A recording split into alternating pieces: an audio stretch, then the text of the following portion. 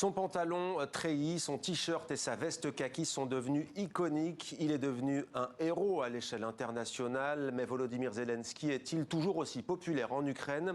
Qui est vraiment l'ex-comédien devenu président puis métamorphosé en chef de guerre? Décryptage ce soir dans 64 minutes avec Stéphane Siohan. Bonsoir. Bonsoir. Bienvenue à vous, correspondant à Kiev pour la télévision suisse, notre partenaire la RTS, Libération, Le Temps et RFI. Vous êtes l'auteur du livre, le co-auteur avec Stéphane Siohan, ici présent également, de Volodymyr Zelensky dans la tête d'un héros. C'est chez Robert Laffont. À Régis, vous êtes correspondant dans l'ex-espace soviétique pour plusieurs médias également, notamment RFI et Le Figaro. Et vous êtes, c'est pas inintéressant, disons-le clairement, installé en Géorgie. Vous y vivez depuis plus de 20 ans. Stéphane Siohan, on vient de le voir dans le rappel des titres de l'actualité, le conflit semble à un tournant dans ce conflit, avec cette offensive russe dans le Donbass. Est-ce que ça risque de porter un coup à ce côté, disons-le, héroïque de Volodymyr Zelensky?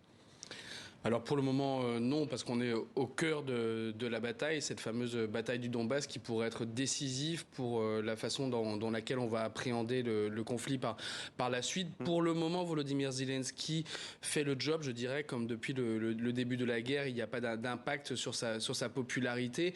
Néanmoins, on commence depuis quelques jours, je dirais 2 ou 3 jours, à sentir une petite musique, une certaine forme d'inquiétude de la part des officiels ukrainiens qu'ils n'avaient pas eu jusque-là. Ça a été le cas de Volodymyr Zelensky dans ses dernières déclarations hier, mais également des ministres ou des représentants de l'armée qui signalent que la bataille du Donbass est dure, très dure, qu'elle va se poursuivre dans les jours à venir, que les pertes humaines sont très nombreuses. On parle de 50 à 100 soldats ukrainiens tués chaque jour. C'est un chiffre vraiment très important.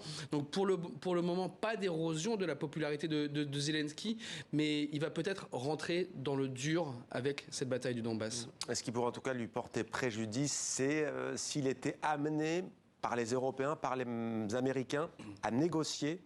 Oui, effectivement, puisque l'Ukraine croit en sa victoire encore, ou veut y croire, et effectivement, on sait très bien qui est l'agresseur, et donc on sent une armée et un peuple décidé à ne pas céder une once de terrain à la Russie, ça a été dit, et donc effectivement, on entre dans le dur de cette guerre, aussi parce que il me semble qu'il faut quand même bien garder en tête que le sort est loin d'être décidé. Depuis le début de la guerre, on pense que la Russie va gagner. Au début, la Russie va prendre Kiev en 3 jours, ça ne s'est pas fait. La Russie va prendre le Donbass, ça ne s'est pas fait, ça prend beaucoup de temps. Et en ce moment, on sait que beaucoup d'armement occidental est en train d'arriver en Ukraine. Effectivement, les jours qui viennent sont décisifs. Et c'est peut-être cette inquiétude qui est exprimée, comme le disait Stéphane, par les dirigeants ukrainiens, parce qu'ils sentent que si l'armement occidental arrive un peu tard, il pourrait y avoir des pertes sur le terrain. Alors, on va remonter le fil. 24 février dernier, il y a un peu plus de 3 mois, la Russie envahit l'Ukraine. C'est la sidération 2 jours plus tard. Cette séquence, regardez. Bonjour à tous, compatriotes ukrainiens.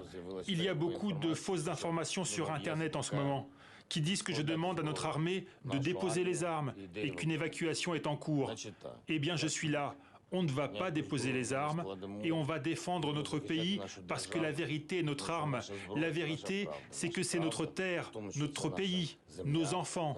Et nous défendrons tout cela. C'est ce que je voulais vous dire. Gloire à l'Ukraine. Gloire à l'Ukraine, Stéphane Siohan. Pour vous, la métamorphose, elle est là?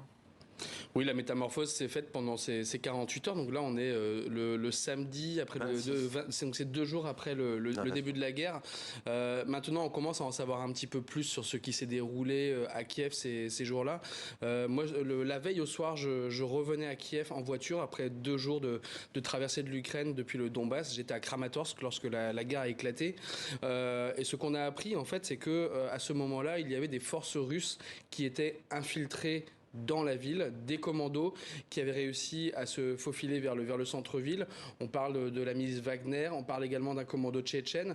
Et l'objectif de ces troupes était donc de marquer la ville pour l'artillerie, mais également de prendre d'assaut la présidence. On a appris depuis que 2 commandos ont tenté d'attaquer la présidence, donc c'était quelques heures avant cette prise de parole vidéo. Volodymyr Zelensky s'est retrouvé devant le choix de sa vie à ce moment-là. C'est-à-dire qu'il avait les services de renseignements occidentaux qui lui proposaient de l'exfiltrer, de le sortir du pays, de partir à l'étranger où il a une villa en Italie, il aurait très bien pu vivre, mais il a décidé de rester. Vous évoquez plusieurs tentatives d'assassinat. Qu'est-ce qui fait que sa vie est restée sauve ? Son courage, la détermination de son entourage, certainement. Et une information qui a été donnée par un journal britannique, il faut la prendre avec précaution, mais comme quoi des gens des services russes auraient donné l'information aux Américains qu'un attentat, enfin une tentative d'assassinat se préparait contre Zelensky. C'est vraiment à prendre avec prudence. Ça dit aussi des choses de la Russie où on sent que des gens, y compris dans les forces de l'ordre, ne sont pas forcément pour la guerre. Vous l'avez rencontré, Volodymyr Zelensky ? Moi, je l'ai rencontré. Qu'est-ce qui vous a frappé chez lui ? Alors, moi, ce qui me frappe énormément, j'ai dû le rencontrer à 2 reprises pour des interviews longues, donc à 2 journalistes, 3 journalistes et lui autour d'une table à la présidence. Je l'ai également rencontré avant son élection en 2019 et puis ces 3 dernières années en tant que correspondant permanent à Kiev, j'ai pu le voir lors de différents événements publics, des inaugurations, des conférences de presse. Moi, ce qui m'a frappé, c'est la manière dont il a appris le travail de président en termes de maîtrise de son image et de maîtrise des messages qu'il souhaite envoyer. Par contre, il est comédien, ça aide. Il est comédien, ça aide. Il a appris son rôle. C'est quelqu'un en fait qui a et d'ailleurs il l'utilise beaucoup dans son rôle de président. Il sait apprendre des textes, donc il sait écrire des textes. Il coécrit des textes avec ses conseillers, qui sont d'ailleurs parfois ses anciens scénaristes du Quartal 95, sa société de production. Donc il a une méthode d'écriture qui est extrêmement rodée. Et il sait s'adresser à chaque peuple, à chaque pays dans lesquels il s'est adressé. Et on le voit peut-être parfois sur notre mosaïque. Il a fait plusieurs parlements, le Festival de Cannes notamment, le Forum de Davos en début de semaine, il y a 4 jours. C'est ce qui fait Zelensky, c'est sa narration, c'est cette adresse aux Occidentaux notamment. Oui, c'est ça. Il sait aller chercher un public. Il l'a fait parfaitement en Ukraine. Il a su vraiment parler des questions qui importaient aux Ukrainiens. Et c'est un peu ce qu'il fait en ce moment. Et c'est très important parce qu'il faut comprendre que des petits pays ou des pays de seconde importance, comme peut l'être l'Ukraine, ont vite fait d'être oubliés par les grandes puissances. Et il faut en permanence travailler les relations qu'on peut avoir avec eux pour ne pas se faire oublier, et notamment dans le contexte de guerre, d'où sa communication intensive, mais certainement utile, nécessaire. Dans la presse anglo-saxonne, beaucoup le comparent à Winston Churchill. D'ailleurs, depuis sa phrase « Nous nous battrons jusqu'à la fin dans les mers, les airs, nous allons continuer la lutte pour notre terre, quel qu'en soit le coût, dans les forêts, les champs, les rivages, les rues ». Et lui, il dit, c'est pas tout à fait Churchill, il dit « Churchill buvait beaucoup plus que moi ». Apparemment, oui. Churchill buvait beaucoup, ça c'est certain, et je crois que Zelensky ne boit pas beaucoup. C'était une manière, en quelque sorte, d'accepter quand même ce rôle de héros. Il est assez modeste avec ça, à vrai dire. C'est nous qui en parlons dans la presse, etc. Alors justement, c'est nous qui en parlons dans la presse. Vous me lancez la perche. Je cite une phrase de votre livre, c'est juste après Churchill d'ailleurs. « Les Ukrainiens sont paradoxalement plus prudents dans leur appréhension du caractère héroïque de leur président. Zelensky, héros à l'extérieur, moins à l'intérieur ?» Oui, tout à fait. Moi, je crois que Zelensky est avant tout un héros pour nous, les Européens, les Français, les Occidentaux, parce qu'en fait, on n'est pas habitué à avoir un personnage de ce genre. On ne connaît pas de chef d'État, de Premier ministre, de président qui s'est retrouvé face à ce dilemme cornélien de devoir partir ou rester, susciter la résistance auprès de son peuple. La dernière fois qu'on a connu ça en France, c'est peut-être avec le général de Gaulle, dans d'autres circonstances. Et je crois que la manière dont il s'adresse aux auditoires occidentaux nous frappe énormément. Parce que Zelensky a une langue très simple. C'est pas un intellectuel, c'est pas quelqu'un qui a une colonne vertébrale politique très forte. Est-ce que c'est pas ça qui agace parfois l'excès et la rhétorique? Par exemple, quand il dit génocide, y compris des Ukrainiens disent mais c'est pas la peine d'en rajouter, c'est la guerre, c'est tragique, c'est dur, il y a des morts. Est-ce que ces côtés excessifs commencent pas à exagérer? Finalement, ils s'alignent aussi sur le discours excessif de la Russie. Peut-être parce que les conditions sont absolument exceptionnelles. Et encore une fois, il faut aller chercher les opinions, il faut aller chercher les dirigeants qui pour beaucoup, en Occident, ne rêvent que d'oublier l'Ukraine et de passer à autre chose parce que les sanctions affectent aussi nos économies, etc. Ouais. Mais il y a une historienne ukrainienne qui a dit récemment, chez nos confrères de la RTS, nous n'avons pas besoin de tsar, pas question de vouer un culte à Zelensky comme les Russes le font avec Poutine.